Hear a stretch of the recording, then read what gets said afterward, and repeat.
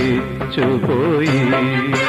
വാതിൽ പഴുതിയിലൂടൻ മുന്നിൽ കുങ്കുമം വാരി വിതറും സന്ധ്യ പോകെ അതിലോലമെൻ ഇടനാഴിയിൽ നിൻ കളമധുരമാം കാലൊച്ച കേട്ടു.